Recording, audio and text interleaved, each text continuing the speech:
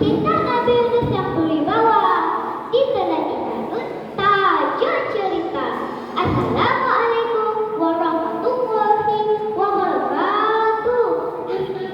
Wahai kawan-kawan, mari dengar cerita kisah Nabi Yunus dalam perut ikanun. Wahai kawan-kawan, janganlah bimbang, Nabi akan tetap dalam pembelaan.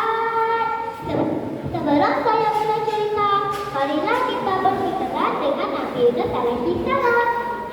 Kawan-kawan tahu tak nama sebenar Nabi Yunus? Dengarkan ya kawan-kawan, Nabi Yunus bernama Yunus bin Matta. Nabi Yunus alaihi salam merupakan anak kepada Matta bin Mattad, Rajaan bin Malik, Itasyab bin Sulaiman bin Daud, baginda berketurunan Bani Israel. Nabi Yunus seorang pemuda yang soleh dan beriman kepada Allah.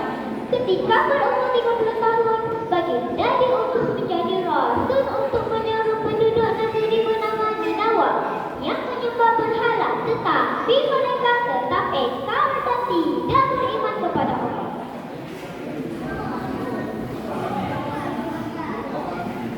Wahai kaumku, kembalilah kamu kepada Allah. Sesungguhnya kemewahan itu melalaikan, tetapi mereka tetap engkar. Ini adalah Tuhan kami. Kami tetap tidak akan meninggalkan agama kami. Nabi Yunus berdakwah kepada mereka selama 23 tahun. Hanya 2 orang sahaja yang menerima dakwahnya. Sebab kecewa dengan kaumnya, baginda berdoa kepada Allah agar dakwahnya diterima oleh kaumnya. Allah mewahyukan kepada baginda agar terus berdakwah selama 40 hari lagi. Dan selepas itu Allah menurunkan azab kepada mereka oleh kerana tidak tahan hentikan kaumnya. Seruan Nabi tidak diterima, Nabi diejek dan Nabi dihina. Baginda tidak berputus asa, walau dicaci, walau diriksa.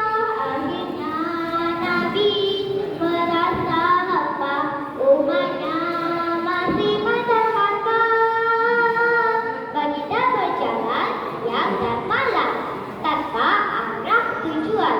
Akhirnya baginda bisa sampai di tepi pantai dan menumpang sebuah kapal yang penuh dengan penumpang. Setibanya di tengah lautan, kapal tersebut dipukul ombak yang besar. Untuk mengelakkan kapal tenggelam, pemilik kapal terpaksa membuang salah seorang penumpang dengan mengadakan pengundian. Termasuk dalam undian itu ialah Nabi Yunus, seperti dalam firman Allah dalam surah Asy-Syaffat ayat 141 yang bermaksud lalu dia termasuk orang-orang yang salah. Nabi Yunus tahu itu adalah balasan dari Allah kepadanya.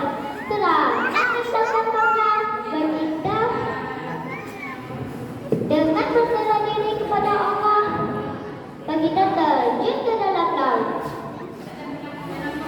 Ketika Nabi Yunus melawan dengan arus ombak, Allah mengeluarkan seekor ikanan untuk menelan Nabi Yunus hidup-hidup. Maka ikanan pun menelan Nabi Yunus dan menyimpannya di dalam perut tanpa cacat celanya. Baginda berada di dalam 3 kegelapan: kegelapan malam, kegelapan di dasar lautan, dan kegelapan di dalam perut ikan. Lalu baginda berdoa seperti firman Allah dalam surah Al-Anbiya ayat 87 yang bermaksud tiada Tuhan yang berhak disembah hanyalah Engkau. Ya Allah, sesungguhnya aku termasuk orang-orang zalim. Akhirnya Allah mengabulkan doa Nabi Yunus dan mengilhamkan kepada ikan itu supaya memuntahkan Nabi Yunus di tepi pantai. Ingat ya kawan-kawan, Allah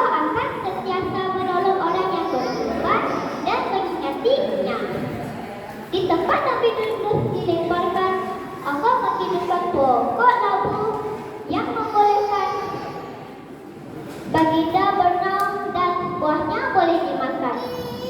Akhirnya, Nabi Yunus kembali lega dan bertenaga. Allah memerintahkan Nabi Yunus untuk kembali kepada kaumnya negeri bernama Ninawa yang telah beriman kepada Allah. Bersama mereka lah Nabi Yunus hidup aman dan sejahtera. Begitulah kisah seorang Nabi diuji Allah. Begitu sekali 40 hari 40 malam baru retapannya diterima Tuhan. Sekian